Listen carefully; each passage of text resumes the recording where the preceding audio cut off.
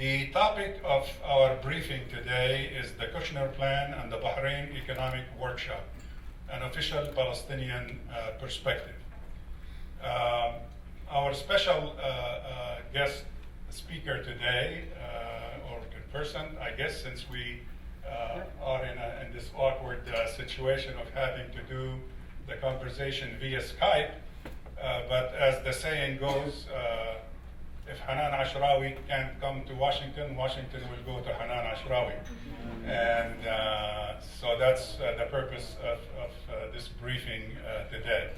Let me say there is a bio of Hanan included in that publication that you received at the door, but let me add a couple of personal notes. I have known Dr. Ashrawi for more than 30 years. We were both at the age of 6 at the time, so I will not reveal, just kidding. Will not reveal her age or mine, but we have known each other for many years, and she's not only a distinguished and dedicated Palestinian leader, legislator, activist, scholar, but she also is a dedicated mother of 2 and grandmother of 4, and she, more than being disappointed to be here in Washington to address an American audience today, she's very disappointed that she can't be here today to see her grandchildren who happen to live in this area.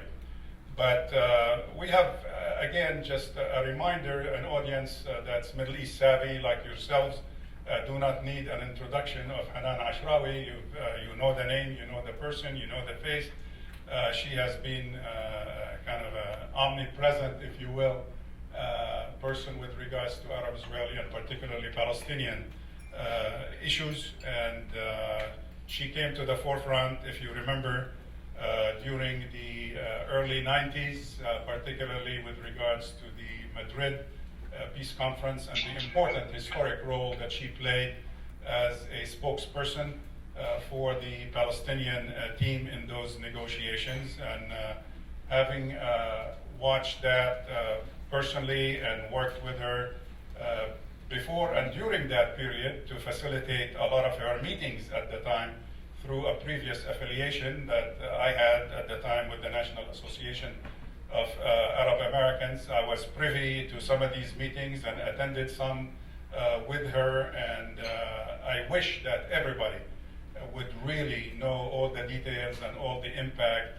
that this person, Dr. Hanan Ashrawi, has had on American understanding of the Palestine question. Particularly to me, I was extremely impressed by the days when she was slugging it out toe-to-toe with a real negotiator, one of the best negotiators actually, a real one, not a fake one.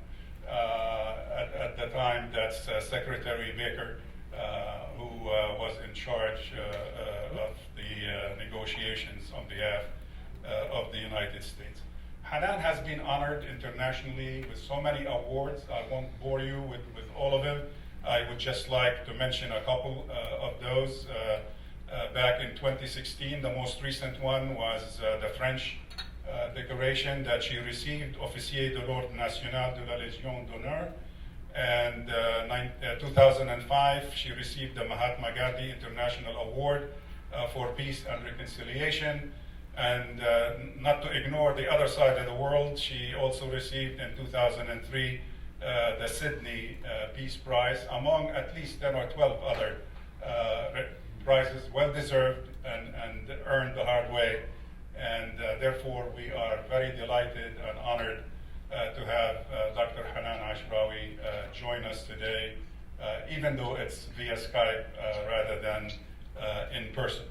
Like I said, for those of you who just came in, I will be talking, engaging in the art of conversation with Hanan for the next 30 minutes, after which we will open the floor for questions. And again, a reminder, the cards on your seat for the purpose of you asking questions. Please identify yourself, your affiliation, and write your questions, and I'll be more than delighted to have staff pick them up. Once you're ready, raise your card and staff will do that, and we'll try to accommodate as many of your questions as possible in the remaining part of the program.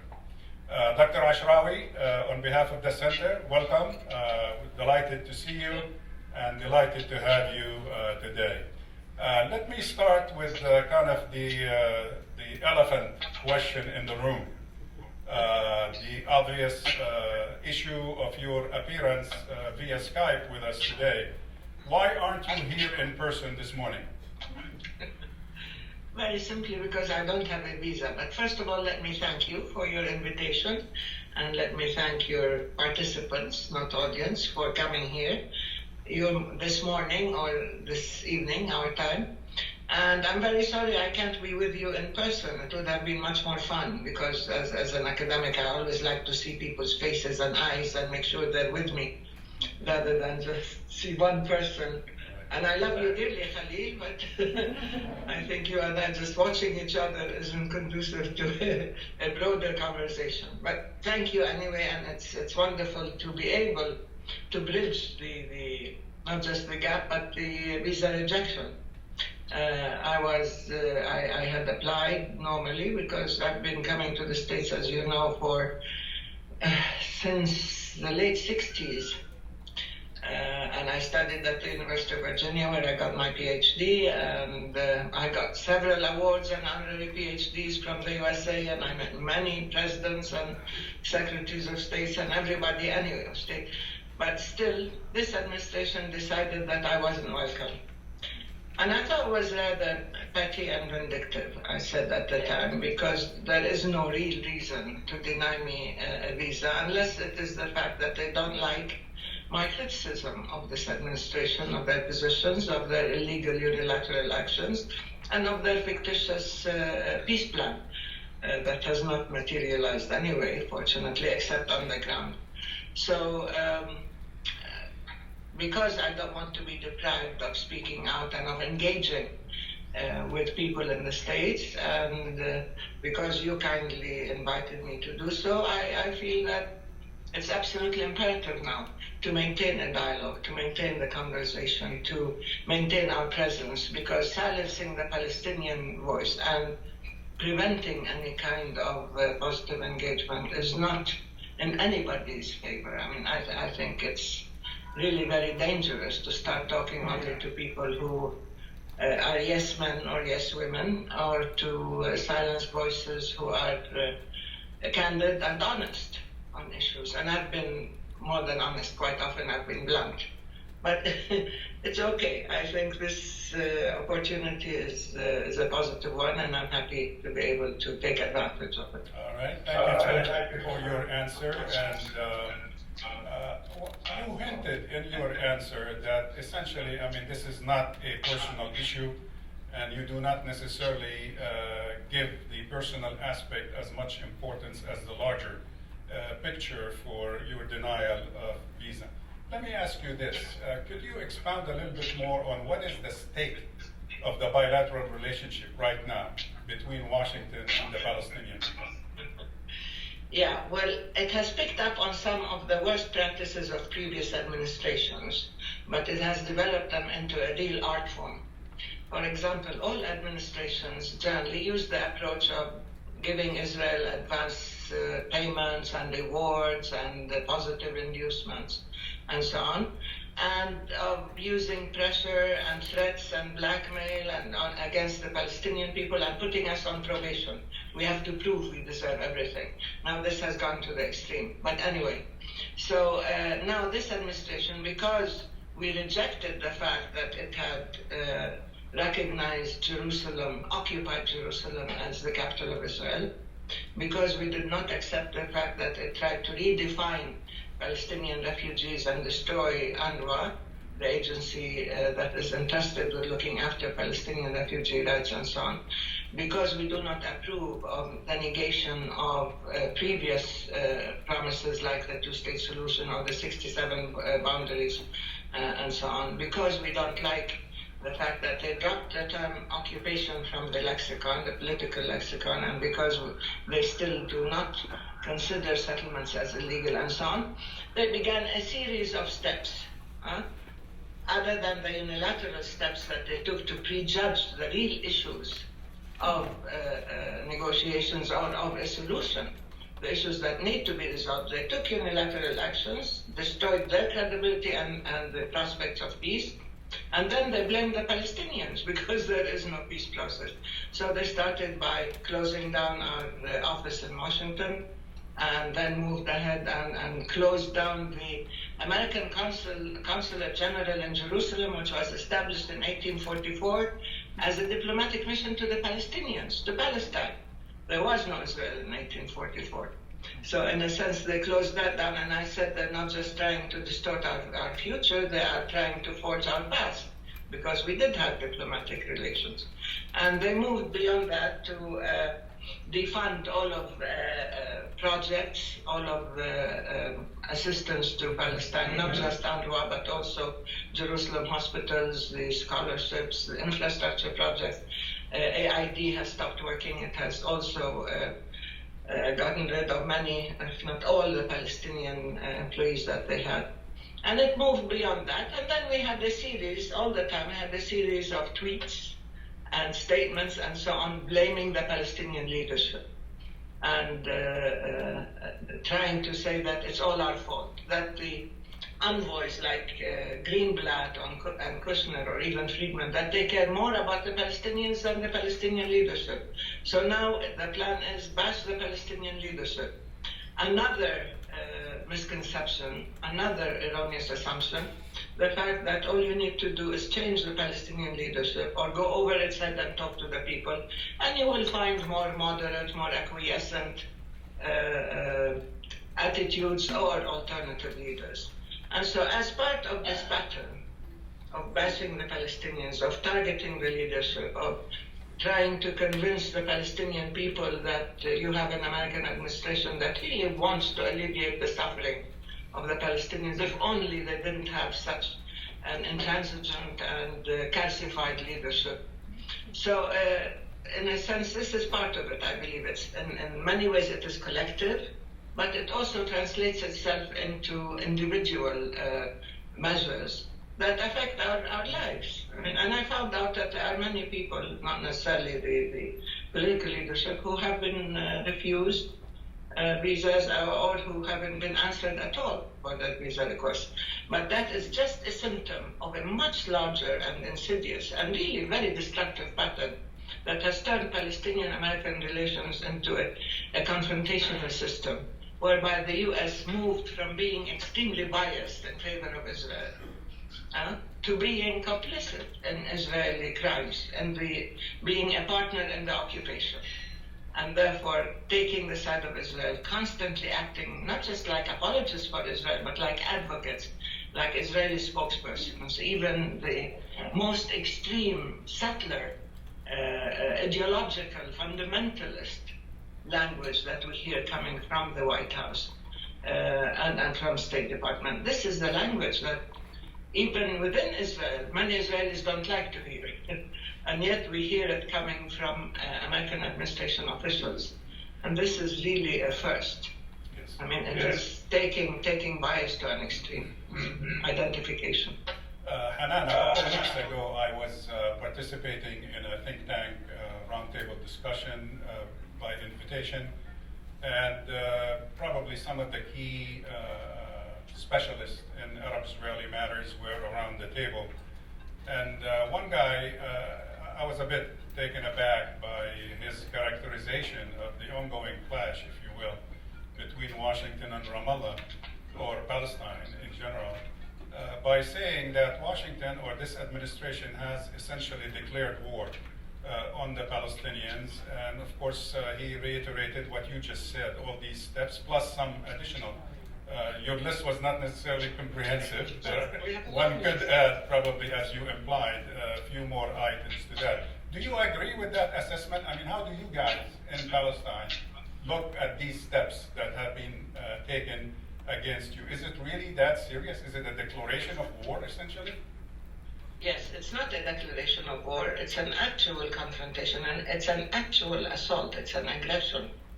And they didn't declare war. They just started acting unilaterally and illegally.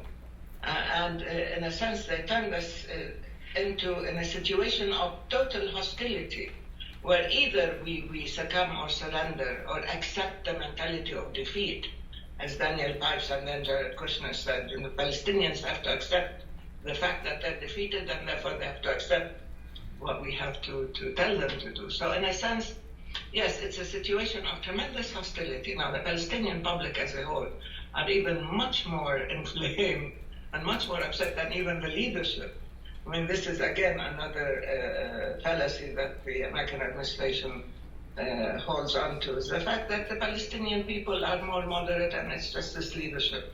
No, this leadership, President Mahmoud Abbas in particular, has been extremely flexible and cooperative and malleable, and he was the one who started all these discussions with this administration even, until they moved in December 2017 and recognized Jerusalem as the capital of Israel. So that was a game changer altogether.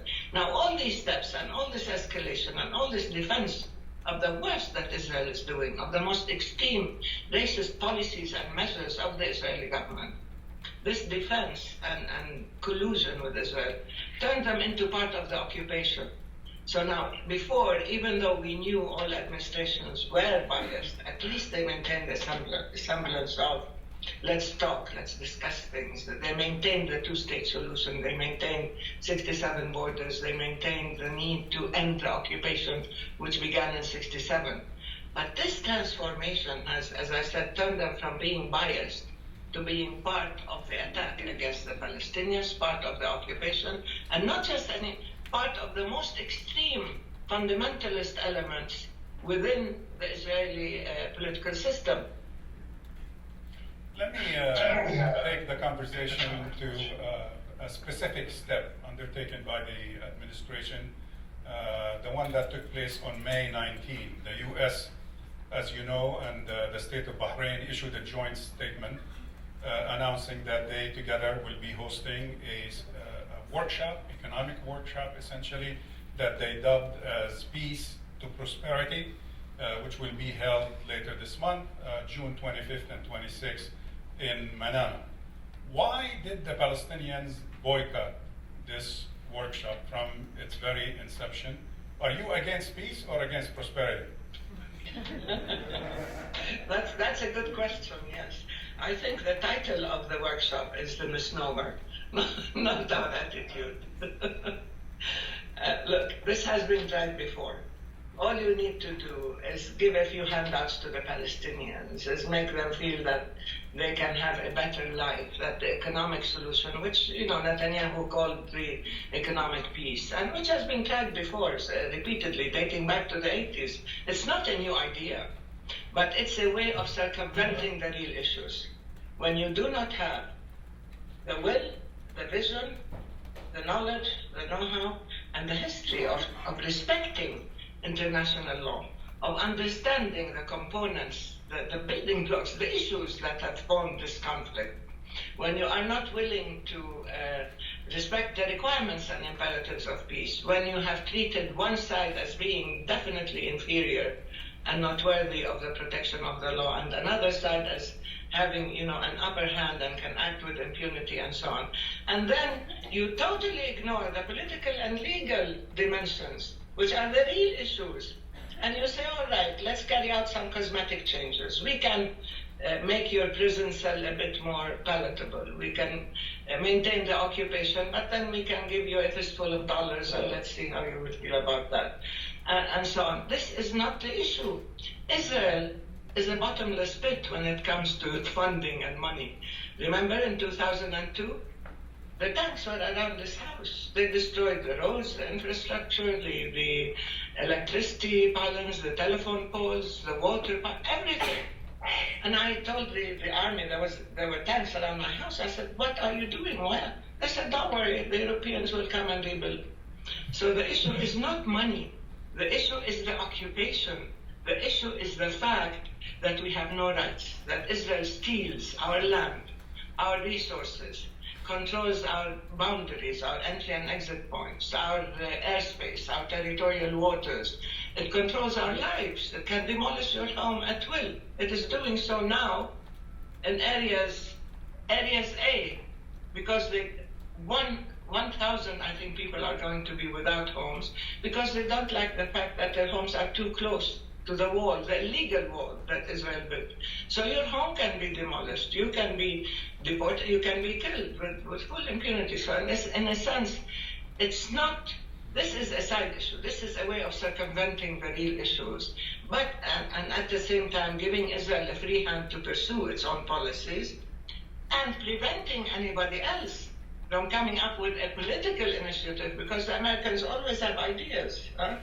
But we don't see them except in illegal unilateral measures. And then the final thing that they're trying to do here is to, as I said, create an integrated regional economy. In a sense, they want to integrate Israel within the region, within the Arab world, economically, without Israel withdrawing from the territories it occupied, given the fact also that Israel and the US have accepted Israel's illegal annexation of the Golan Heights, not just Jerusalem, and not just the settlements. So in many ways, this is attempting to create new terms of reference to legitimize a reality which is illegal and which is conducive to more conflict and greater extremism and violence by saying, let's deal with the economic issues. Look, there's something shiny here while Israel is building settlements and so on and annexing more land. And then let's reward Israel ahead of time, i.e. turn the Arab Peace Initiative on its head, normalize with Israel, because Israel now is being repositioned in the region as a major political, economic, military, intelligence power, in part of this polarization of you have the moderate Sunni countries with Israel on the one hand, and the Shiites with Iran on the other hand as being the real enemy. Well, we are not being occupied by the Shiites or by Iran or anybody else. We are occupied by Israel. And this is what we need to get rid of. And this attempting to deflect and divert attention and to create this simplistic polarization will aggravate a very dangerous situation, which you now, I'm sure, in the States are aware of, that threatens to blow up the whole region and does not deal with the longest standing situation of injustice that has inflamed the region, that has diverted its resources, that has prevented democracy from flourishing, and that has given rise to greater extremism. Because the Palestinian question, no matter how much they try to bury it, will always resurrect itself and will always impose itself on the agenda because it's a matter of conscience to the Arab public as a whole and to all people of conscience. If Jason Greenblatt was here, sitting with us at this moment, he will probably say, Dr. Ashrawi, you are being as emotional as your colleague Saeb Arafat, with whom he has been engaging in all kinds of tit for tat on the internet, on Twitter. In his most recent opinion piece this weekend, he still insisted that there is a pivotal opportunity for the Palestinians to overcome all these issues that you just described if they would only not boycott Manama. And of course, his supporters would say this morning that, look, he didn't even invite Israelis to attend Manama, probably just to accommodate you. You don't see at all any hope to get something out of this process? Well, I know especially, Hanan, if you don't mind, especially as they just postponed again, that threatening to have a political component to this now, of course, is pushed all the way probably till next year. Look, it's not just the substance, it's a timetable that is subject to Israeli priorities and Israeli domestic realities. So the timetable keeps being pushed further, the can is being rolled down the road, or the ball, if you will. And because it depends on what Israel can do and accommodate, and it depends also on whether Netanyahu can get elected or not, and so on, and whether he can form a government or not, and how they can help the extreme right in Israel form a government. I mean, Israel dictates the agenda, let's face it. But this, I mean, look, it's ridiculous, this whole trolling. I refused. I responded once to Greenblatt because I showed him why the US has zero credibility.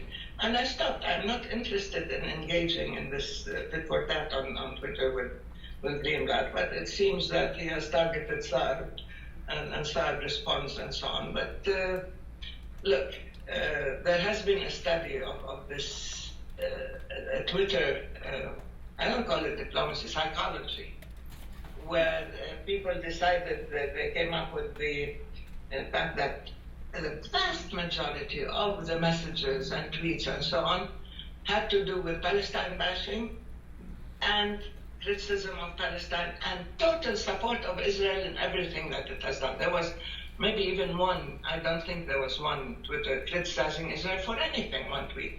So this kind of personalization rather than a real, reasoned, well thought out policy is very dangerous.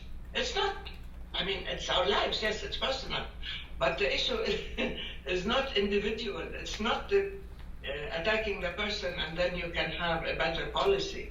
The question is analyzing the situation, understanding the requirements, understanding the imperatives of peace, understanding the culture, the history, the positions. Why are the Palestinians so upset? Why do they see in this administration a very dangerous line of tackling the issues? And so, to me, I found it, I know your question was facetious, but I found it also extremely, in many ways, it can be funny, but it's also disheartening because this is not the level at which you need American engagement. You have the best universities in the world. You have amazing think tanks. You have people who analyze, who study, who present solutions, who caution against pitfalls. And then you come up with this Twitter diplomacy and attacking ad hominem attacks and really very silly things like these are calcified arguments. We talk about international law. No, think outside the box. If we talk about justice, no, this is the language of the past. If we talk about human rights, change your tone. Do they want me to talk about the Bible? Is that a modern, sort of vibrant, forward-looking policy, decision-making to go back to the Old Testament? Then maybe we should go back and study, who was there before and who was there after and all that type of language, or talk about ideology. Do you want to talk about God? Who gave whom the right to take this land? Then they have to talk to people like ISIS and others who believe in divine dispensation and so on. No, the issue is there a real political will to understand that there is a global system, that there is a global rule of law, that there are real and tangible requirements for peace, and that the Palestinians have made serious historical compromises in order to achieve peace. And instead of recognizing the enormity of the sacrifice and taking advantage of the opportunity, we see the Americans now joining the Israelis and taking more land and enabling Israeli, not just a relentless expansion to the point where the two-state solution is destroyed, where the 67 borders are blurred, not totally destroyed, where Jerusalem is preempted, where the refugees are denied their rights, and so on and so on, and where the Palestinians are being strangled economically. Yes, they want to see us collapse. We probably could, but we've been through worse, and we've survived, and we will survive. The question is that the Palestinians are not willing to commit collective amnesia or to lie down and die quietly. We are committed to our rights, and we will continue to defend them. And these are really, I still believe, human rights and rule of law and so on are very vibrant, contemporary, and futuristic principles that should govern the behavior of everybody. Hanan, let's move to the second musketeer. On June 2nd, Jared Kushner gave his probably best interview on Axios on HBO, where he expressed doubts about whether the Palestinians are able or ready to govern themselves, even though he was generous to give you the right to self-determination eventually, but he considered ending Israeli occupation and liberating, if you will, the Palestinians from that occupation as a high bar. Your comments? I didn't even mention the term occupation. No. No. That's my editorial. Yes, they've been very busy eradicating that whole term and replacing it with ideological jargon. But let me tell you, that was a prime example of a colonial language that is definitely dated. I mean, I don't know if you don't see the irony, but when you talk about the white man's burden, he doesn't think maybe the Palestinians have the right to self-determination. But we will see with time whether they deserve it. We will see with time whether we can rise to the level where we can govern ourselves. And this shows not just a racist colonial mentality, this shows a total lack of understanding of the nature of the Palestinian issue and the Palestinian people. Long before Israel was created. I mean, look, Palestine, as most people in your room I'm sure know, was a very vibrant, intellectual, artistic center within the Arab world before 48, wasn't it? Look at the literary movements, the artistic movements, the educational centers, and so on in Palestine. The women's movement in Palestine, human rights issues, and so on. Women's movement dates back to the 1890s. We were a people living on our land, with a culture, with aspirations, with tremendous potential to develop. Now, we were rudely disrupted. Half of us were turned into refugees, displaced and dispersed, dispossessed and uprooted. And the other half was living under occupation. And, with some within Israel. And we were held back from achieving our full potential. So the issue is not whether we deserve our rights. Of course we deserve our rights. I mean, look, the whites in the South always felt that the slaves should be grateful that they had a roof over their heads and some food and so on. The real issue is we need our freedom. We need our land. And as I told you, if we were in control of our land and resources and our lives, we would build the best, the most vibrant, not just economy, but a system of democracy and social justice. And we do have. We have survived under a very, very stringent occupation, as you know, very cruel occupation, by building institutions, by pulling ourselves up by our bootstraps, even though we had no rights whatsoever. And we are still here, and we are still building. And we have contributed to the development of the whole region, if not the world. But everywhere you go, you will find Palestinians who, instead of using their skills and abilities and education to build their own independent state, are contributing to other places, other host countries, and so on, like you. So in a sense, I mean, I find this extremely insulting, not just to us, I mean, of course, but to somebody in the 21st century who uses this aggressive language, this throwback to a very dark past, and who gives himself the right to pass judgment on a whole nation, whether we deserve or whether we are able to govern ourselves. We are not on probation, as I said. We do not have to prove our value or our worth. There are inherent rights. The right to self-determination is absolute and inherent and not subject to any kind of test. And I don't know who appointed him, really, or anybody else in the state, as the arbiter of whether the Palestinians deserve their most basic rights or not. If you were to believe Kushner, he basically wants you in Palestine to become investable. You're a professor of comparative literature. I don't know where that word came from, but he wants you to be investable. And he specifically mentioned a couple of things: a fair judicial system, freedom of the press, tolerance for all religions. On the spectrum of U.S. allies in the region, where does Palestine fit on these requirements? That's a sneaky one, Khalid. Sorry. Look, we have been working very hard. We have established our own anti-corruption institutions by an authentic coalition that works against corruption. We have built our own human rights organizations. We have carried out elections even under the most difficult conditions.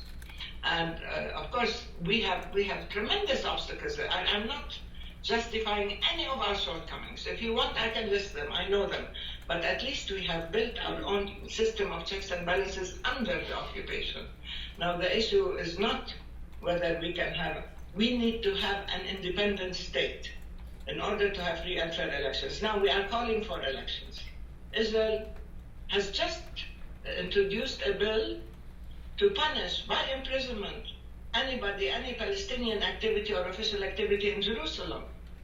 We need to have elections in Jerusalem. Jerusalem is a Palestinian city, and the people in East Jerusalem are Palestinians, with the exception of some settlers, illegal settlers, by the way. So we need to have elections in Jerusalem. We need freedom of movement. We need to have elections where we can go back and forth, where we can cross checkpoints, where we can reach each other. You know, when I ran the first time for Jerusalem, I was stopped at a checkpoint. I was beaten up at a checkpoint. They took away my posters and my leaflets and all my elections material and so on. Because they have the right, they can do that. They put Israeli army near polling stations. So young people were afraid. They didn't want to go and vote and to be, observed by the Israeli army or border guards in Jerusalem. So in many ways, there are many obstacles. The real issue is not whether Palestine can be a model of democracy and good governance, and we are trying to be, despite all the obstacles we are facing. If you use that measure, then I think you will find very, very few states, countries that qualify to deserve their own independence or their own self-government or their own right to self-determination. It's amazing to me. You use that for the Palestinians. Show me in Israel how many of the main leaders who have not been indicted or charged with corruption. Show me the impunity with which the Israeli legal system acts and grants to the army when they kill with impunity, when they kill in cold blood, and they don't get tried or they get minimal sentence. While Ahmed Tamimi gets 18 months for slapping a soldier who was on her own land, who had arrested half her family, who had wounded her cousin, who had killed her. I mean, it's amazing how this double standard. What type of democracy can Israel boast of? But it's not just Israel as an occupying power, because Israel has held the whole nation captive and deprived us of all our rights. Therefore, what right does it have to claim democracy? You cannot have selective or partial democracy. But look at others. I mean, if you look at the other one, if you look at Trump's greatest allies, who are they? You look at Bolsonaro, you want to look at Duterte, you want to look at Trump, you want to look at Orban. These are, it's great that there are people who have a record of racism, xenophobia, autocratic behavior. I don't want to call them as persons, but in terms of patterns of behavior. These are the people who are the best friends of Trump, who has total disdain for international law and human rights, and who are trying to deconstruct the multilateral system and the system of justice. And then they put us on a test of good behavior to demonstrate that we are better than everybody else in this world. Now, we may be egotistical at times, but we know we're not. At least we know our faults. And now we're very active to try to rectify our mistakes, given the fact that every possible obstacle is placed in our path in order to make it next to impossible for us to build a perfect system under a very cruel and oppressive system of occupation. Hanan, let me conclude this conversation with you, this part of the program, with this question regarding, of course, the ambassador of the United States ambassador to Israel, David Friedman, in his recent interview with the New York Times, in which he said, and I'm quoting, "Under certain circumstances, I think Israel has the right to retain some, but unlikely all, of the West Bank," end of quote. You have been a negotiator probably since Adam and Eve, from day one, whenever we had any negotiating talks related to the Palestine question. Does this kind of blow away the so-called terms of reference that, even though we do not have peace today in Palestine, as you know very well, I don't have to remind you of that, but at least there is a conventional wisdom out there known as the terms of reference, that different administrations, on a bipartisan basis, different parties interested, UN, Europe, what have you, the international community agreed to that should we go back to talks, at least there is this terms of reference to kind of depend on or base the next talks on. Are these still valid in light of a statement like this?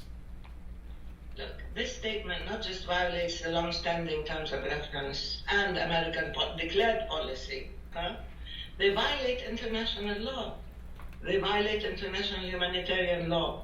They place the U.S. on par with rogue states like Israel that violate the law with impunity. We have, of course, hundreds of UN resolutions that Israel has refused to implement. And of course, the inadmissibility of the acquisition of territory by war is the basic principle, that is the operative principle for any type of negotiations. You cannot steal other people's lands, regardless of the war, the nature of the war, and so on. By war, by violence, you cannot annex their land. And settlements, according to the Rome Statute, are a war crime. All these are spelled out clearly. And the Americans, from the beginning, I mean, they held on to this fact that you cannot annex other people's lands. You cannot annex Jerusalem or the West Bank and so on. And that's why they were part of the terms of reference. Now, not only did they tear up the terms of reference, they tore up UN resolutions, they tore up international law, and they sided with Israel's green land grab, and they contributed to the destruction of the chances of peace. Whom are they going to find who will make peace with Israel after it has annexed all our land, or annexed Jerusalem, or destroyed the rights of the refugees, or ended relations? This is something that is unconscionable. And to hear it from an American official, and now, he said that, and now I think Greenblatt also repeated it. And he said that he can see, you cannot be a little bit pregnant. If you're a thief, you're a thief. If you steal $100, you're a thief. If you steal $1 million, you're still a thief. The thing is, you cannot encourage Israeli impunity. You cannot encourage aggression. You cannot trample on international law and encourage chaos. The implications are enormous all over the world, not just in our part of the world. Once you start adopting that pattern of behavior and that type of justification, then which country would feel, if it is strong, that it cannot violate the law with impunity? Of course it will, because it's strong enough to do that. And it has a model before it. And which country that is very weak wouldn't feel very vulnerable because it is not granted the protection of the law? This is the problem, is that the whole global system that was set up after the Second World War to hold in check power politics and violations and so on, and to help and protect the weak and the vulnerable. This whole system, and to create a system of international and global cooperation and coordination. All this system is being attacked and challenged, and the implications are really enormous. And I think we are going to see it, because you're unleashing all sorts of conflicts and attitudes and a sense of of entitlement of people having privilege to redefine international relations and systems of justice. This is very dangerous and irresponsible and reckless, not just in the region, but globally. Thank you, Dr. Ashrawi, for answering all these questions and taking time out of your busy schedule to be with us today. Please, let's thank you.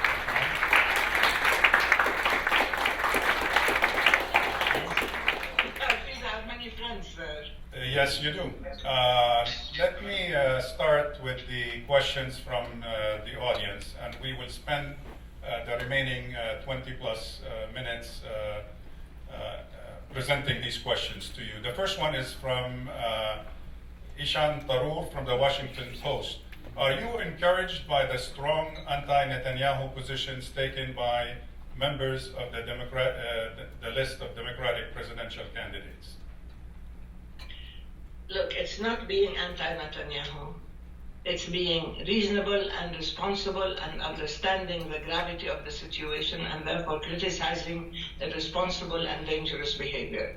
And I believe it is time I mean, look, Netanyahu turned the Israel issue into a partisan issue and challenged the Democrats, yes, and he challenged the whole American system by claiming that he has more clout in Congress than Obama did, or by insulting the president and getting away with it, or by inciting against the JCPOA and so on. But now it's become very clear that this kind of alignment of forces with Netanyahu and Trump and so on at the hand is a very dangerous alignment. It doesn't serve American national interests, and it doesn't serve American standing and credibility in the world. And therefore, the more Netanyahu violates the law, the more he violates human rights and so on, and the more the U.S. administration not only sides with Netanyahu but becomes complicit in the injustice, the more this undermines U.S. interests as a whole. And I think all people of conscience, it's not just the candidates. Of course we are encouraged by these candidates. We are encouraged that taboos have now been broken, that certain really very strict limits on freedom of expression have been also broken, because you couldn't mention Palestine. Remember, there were years in which talking about Palestine was not really allowed, or mentioning that Palestinians had rights would provoke extreme responses, or people lost their careers and so on. But now, among educated and decent people, the question of Palestine has become one of conscience. It has become one not just of commitment, but a test of respect for the law, respect for human rights, respect for a global system that treats people equally. And so all these violations, all these behaviors outside the law, the oppression of the Palestinians, the violation of our rights, they have become now they're no longer secret. They are becoming more and more open and obvious. And people who are running for office now are beginning to understand that they are going to be judged not by how much money they take from AIPAC, that's not the issue, but by what kind of position they have vis-a-vis issues that are important to the electorate. And the electorate is now becoming more and more involved and more aware of the Palestinian question, and it has become a test for many people. And that's why once you go beyond these limits, once you break the taboos, once you open up the whole issue for discussion, you get more knowledge, and with knowledge comes responsibility. And there are people of courage who are speaking out, and yes, I find these candidates extremely courageous, but also people of principle. And we heard it from Bernie Sanders before. It's not just Rashida and Ilhan and so on who raised the issue, but Bernie Sanders in the last elections also spoke out. And before that, there were others. But now it's becoming, there is, I don't want to say a critical mass, but there is sort of a company, there is a greater confluence of voices approaching maybe from different angles, but understanding the need to stop the excesses of the Israeli occupation and the need to do justice to the Palestinian people as a right. And I think this is very important for us and for the U.S.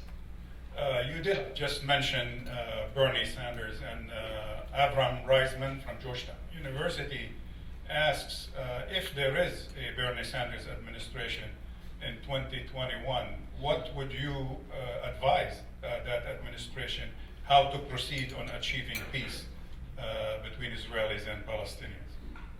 Yeah. Look, I'm not going to take sides with individuals. I mean, I like all of them. Well, there are a few who have not... not very likable. Okay. Who have not spoken out on the Palestinian issue, or who have said the wrong things. But I believe that Bernie or anybody else who takes over should be brave enough to undo the damage. It's not enough to sort of build on a situation that is skewed, that is really in a dangerous and tilted situation. You have to be able to undo the damage, beginning first with the question of recognition of the annexation of Jerusalem. To us, to the Palestinians, and I think to most Arabs, Christians and Muslims, the issue of Jerusalem is a sine qua non. You cannot give away Jerusalem and expect anybody to like this or respect you or re-engage with you. So you have to undo the damage that has been done, and you have to restore a dialogue based on parity and respect for rights. And of course, then we can go back to the issue of respect for international law as it is and the requirements of peace. But I think that, just taking what Trump has done and then moving further with it, it's like saying, okay, from now on you have to stop building settlements. But that's not enough, because if you stop building settlements from now on, which is a miracle, they're not going to do it. They've already built enough to destroy the two-state solution. So to me, the language is, when do you start dismantling the settlements? That should be the issue. Or if you want to destroy the two-state solution, and there are many people who don't like it, if you don't like it, show me your plan for a one-state solution. Not an apartheid state, not a greater Israel that enslaves the Palestinians, but a one-state, an agenda, a political agenda for one state with equal rights and so on, and with respect for the Palestinian people's right to their own land and to their own property and their own freedoms and so on within a system.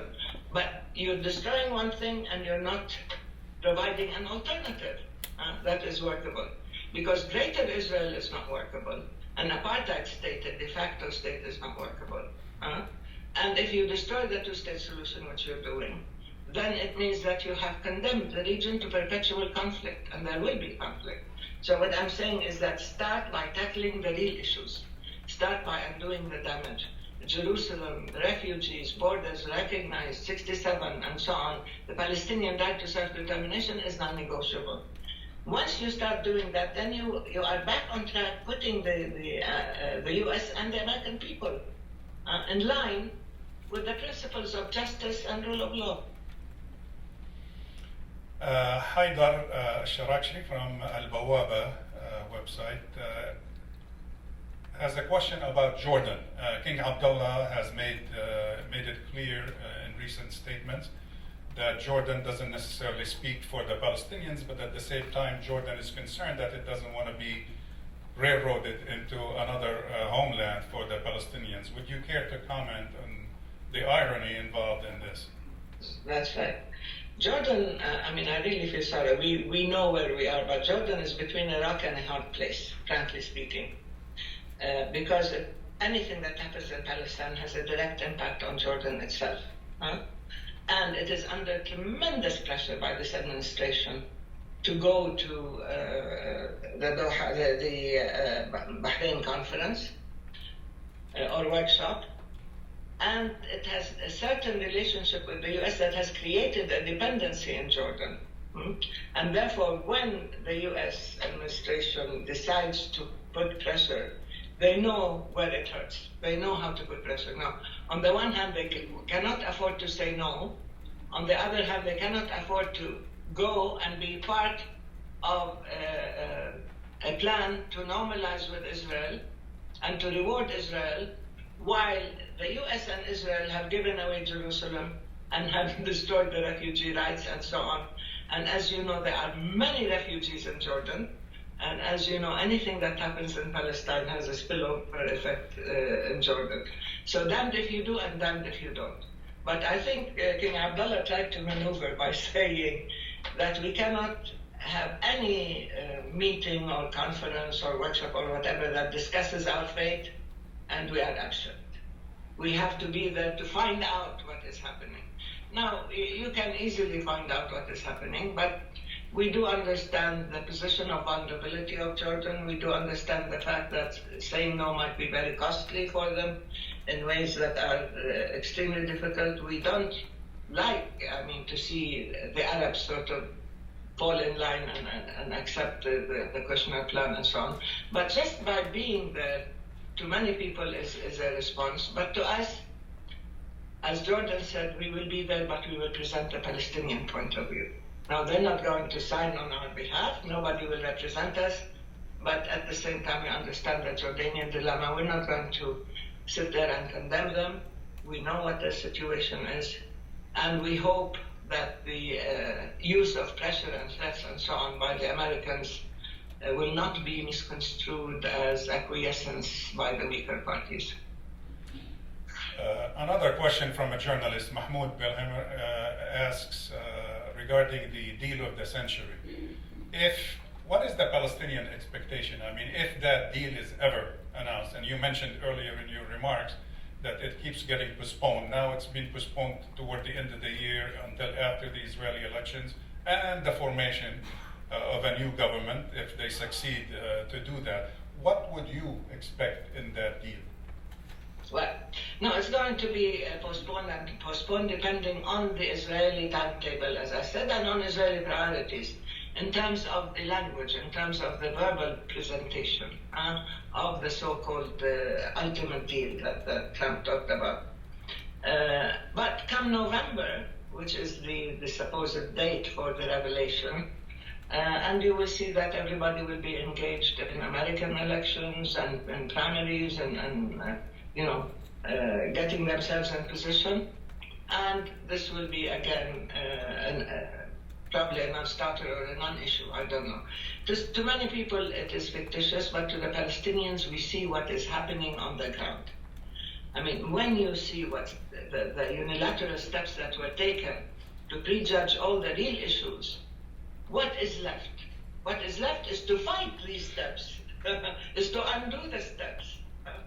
So they are implementing what in their mind is the solution, while they are talking about a hypothetical solution in the future and turning it into an economic issue and maintaining the occupation rather than dealing with the real issue, which is resolving the occupation itself, removing it.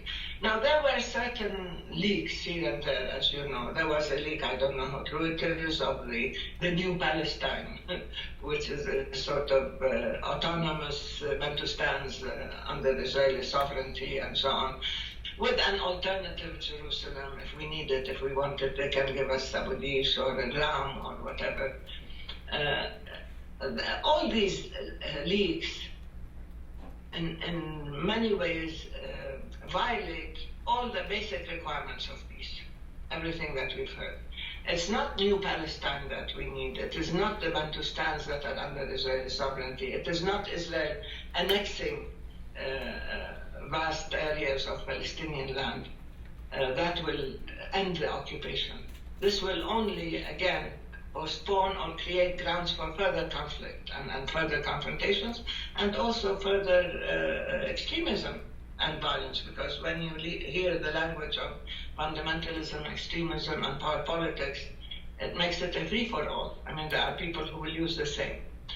So, no, there is, so far, the only thing we have seen of this deal are the concrete steps that the U.S. took that are prejudicial and illegal, and full blind support for the most extreme elements of Israel, and the sort of fictitious economic plan that might or might not be, because they're looking into possibilities of investments. Who's going to invest in a state that is under siege, or in a state that has hundreds of checkpoints, or in a place where you have no security, no stability, and so on?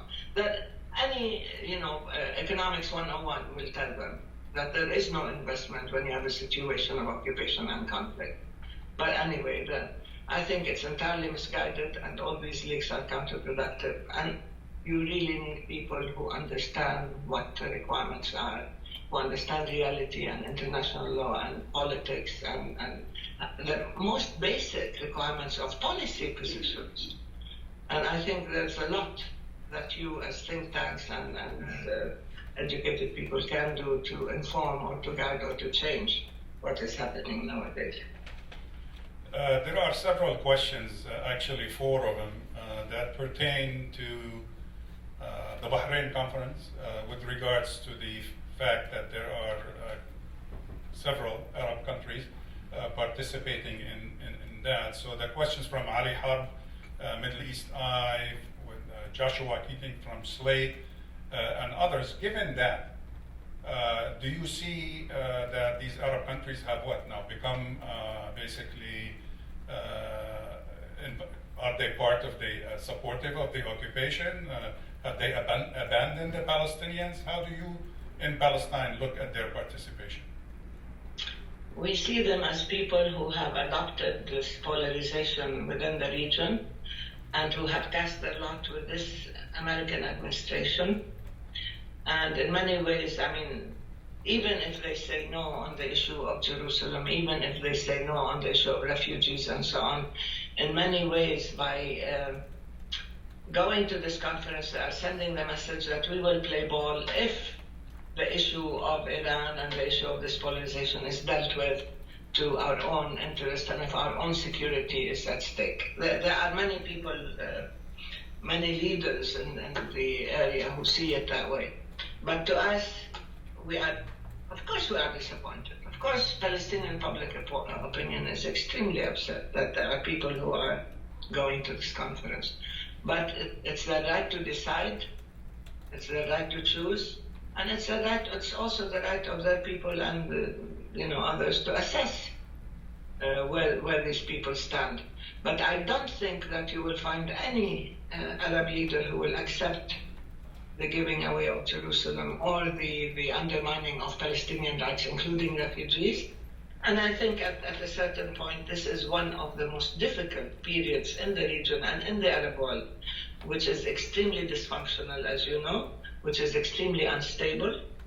And there are many countries in which there are proxy wars, not just civil wars, as they say.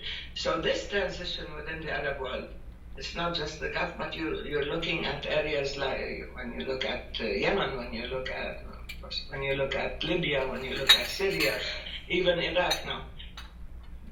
This is a situation of tremendous instability and danger, and to contribute to that and to encourage the responsible decisions of this administration is in nobody's interest, frankly speaking. We have less than 5 minutes left and quite a few questions that could keep us probably here till Friday, but I'm going to read two more. If you could give me kind of a 2-minute answer per question. First, from Laura Kelly, Jewish Insider, that many U.S. politicians have said that the solution to the Israeli-Palestinian conflict must be basically the two sides, must be given to allow the two sides to negotiate. But yet, with all that criticism coming from the United States, are the Palestinians still willing, public opinion-wise, to go back to talks? Should under what circumstances, and should they? Look, negotiations are a means and not an end. We're not going to negotiations because we love to talk. Some of us might love to negotiate. I've stopped negotiating for some time because these means have been flawed. And therefore, if something that you've been using, an instrument, is flawed, you either fix it or you throw it out and get another one. And so far, negotiations have been flawed for several basic reasons. I don't have time to go into them. But any negotiating strategy that incorporates the power asymmetry, the imbalance in power, that enables the occupier to use its own power and strength against a weaker party under occupation, these are not negotiations. This is a way of trying to get the weaker party to surrender, to submit to the will of the more powerful one. So I think negotiations in themselves are not a value. They are a technical means. We have proposed that we should have an international conference because you cannot have direct bilateral negotiations between Palestinians and Israelis on the basis of control. The international community is responsible. It must engage in a way as to implement its own laws and its own decisions. It's not enough for us, for people to keep saying, no, we still maintain this two-state solution, East Jerusalem capital, and so on and so on. It's not enough because these are being prejudged already. These are being destroyed already. So what we need to do is to have a real workable plan, a concrete plan with steps of implementation, with a binding timeline, and of course with arbitration and with monitoring and evaluation to assess who's violating. We have to move fast, otherwise we will lose everything. But to tell us, well, let's go back and negotiate. We've negotiated since 1991. What did we get as a result? Not only we've lost more land, more lives, more resources, and the chances of peace are receding to the point where We're not seeing them anymore. They're not visible. So either there is serious intervention in concrete and tangible ways, with full respect for the terms of reference, if you say so, for the law, for the requirements of peace, and where Israel is held to account for its violations. And the Palestinians can be protected under occupation until we end this occupation.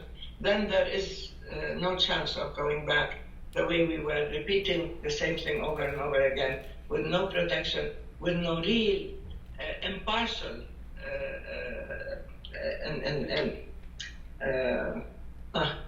impartial supervision, or let's say sponsorship. But what we need now is to change the pattern. And instead of changing the pattern to the better, they changed the pattern to the worse. They chose what is the worst that the previous administrations did, and they did worse. And we're trying to tell them what they should do is undo the problems of the previous administration. So we have no moral position on negotiations. We want to end the conflict. We want to be free. We want to exercise our right to self-determination. And we will look at whatever means can produce results, including genuine negotiations if they have the basis of international law and if we have third-party participation in an even-handed way. Hanan, let's conclude with this one. The crisis group, as you know, just issued a report about Jerusalem, Israelis implementing a policy aimed at driving Palestinians out of Jerusalem. Saeed Arakat from Al-Quds would like to know what is being done to kind of counter that program. Well, as you know, the Palestinian Authority, and I'm not with the authority, I'm with the PLO, but the Palestinian Authority is not allowed to work in Jerusalem, as you know, and it has been termed illegal. And now the Palestinian flag is illegal in Jerusalem and so on. But there are several working through, as PLO and as NGOs and so on, working through existing Palestinian organizations and bodies and so on in Jerusalem.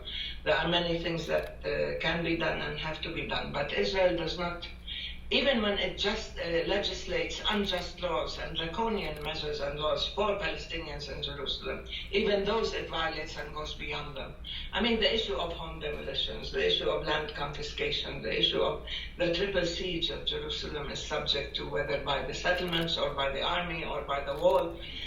The way in which it is destroying the very fabric of Jerusalem, planting settlers and settlements inside Jerusalem, not just around Jerusalem.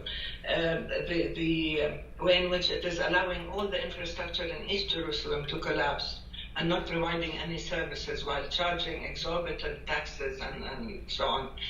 And the most insidious way is the house demolitions, but also the confiscation and revocation of IDs.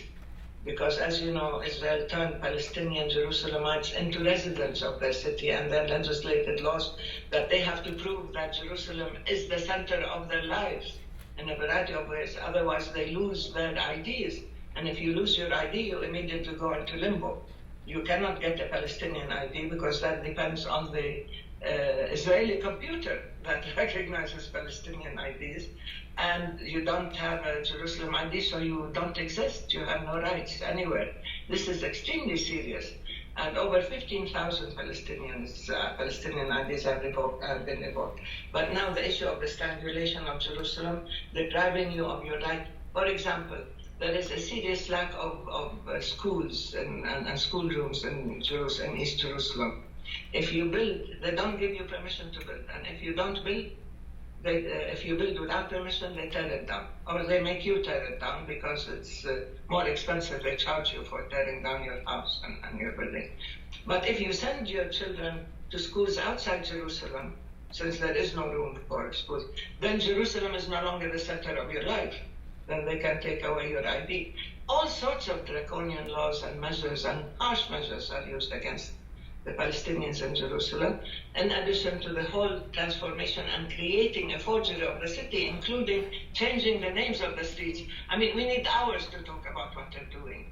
and how they're creating a forgery of Jerusalem, and they're recreating the culture, the history, the flavor, the reality of Jerusalem is being transformed in very, very cruel and unjust ways. In addition to the demographic aspect, they want to create the Jerusalem as they had the saying in 2020. They want to make sure that the Palestinians in Jerusalem go down to less than 30% of the totality of Jerusalem, and they are working on this systematically, including the violence against Jerusalemites, including the expulsion from their own homes, including the fact that if a house was lived in by Jews before 48 or in the 30s, then this house has to be given to the Jews, regardless of whether the Palestinians bought it or not. While if we use that same logic, we used to own more than 93% of historical Palestine. Would they give us back all our lands and all our houses that they took? Good luck. Good luck. Hanan, thank you so much for being so generous with us, with your time.